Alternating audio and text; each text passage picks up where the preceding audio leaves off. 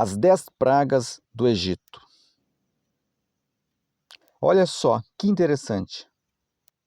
O mal vinha sobre os egípcios, mas o mal não fazia nada contra os hebreus. Ou seja, o povo de Deus estava livre de todo o mal. O mal vinha sobre os egípcios, mas não fazia nada contra os hebreus. Como diz a palavra de Deus na primeira carta de João, no capítulo 5, do versículo 18 ao 20, que diz que o maligno não pode tocar em quem é de Deus. Mas quem é de Deus? É uma boa pergunta. Mas quem é de Deus? Naquela época das 10 pragas, o povo de Deus era os hebreus, comandados por Moisés. E hoje, quem são? Hoje, o povo de Deus são aqueles que seguem a Jesus e creem no mesmo Deus dos hebreus, ou seja, no Deus de Abraão, de Isaque e de Jacó.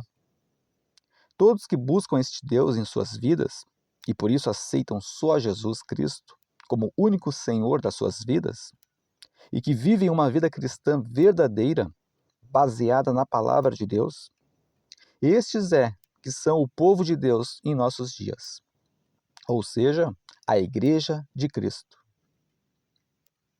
comandada por Cristo e não por homens, mas pelo Espírito Santo de Deus.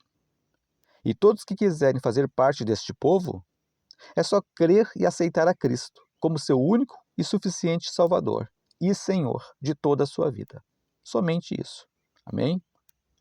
Fazendo assim, de verdade, com entendimento pleno a respeito do assunto, ou seja, a salvação, assim então você se torna um filho de Deus. Porque antes disso, todos nós somos apenas criaturas e não filhos. Confira você mesmo na palavra de Deus, que diz lá no Evangelho de João, no capítulo 1 e versículo 12, que diz assim: Mas a todos que o receberam, aos que creram nele, ele deu o direito de se tornarem filhos de Deus.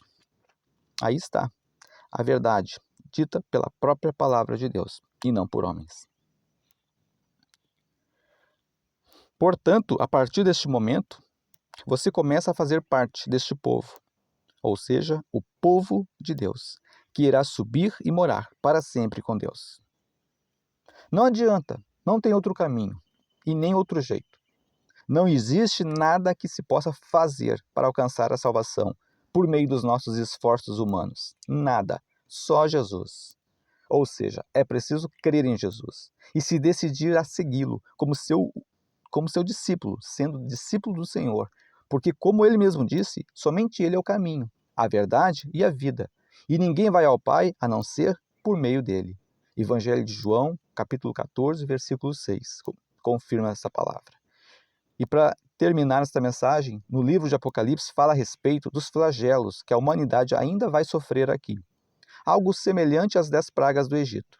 Ou seja, haverá tempo de dores e aflições para aqueles que não creem na palavra de Deus. Tempo este chamado de a grande tribulação. Sofrimento que a humanidade jamais viu igual. Algo sem precedentes. Horrível. E tudo isso para quem ficar aqui. Para aqueles que não foram arrebatados, porque não buscaram a Deus e nem acreditaram na Bíblia. Por isso, ficaram, infelizmente.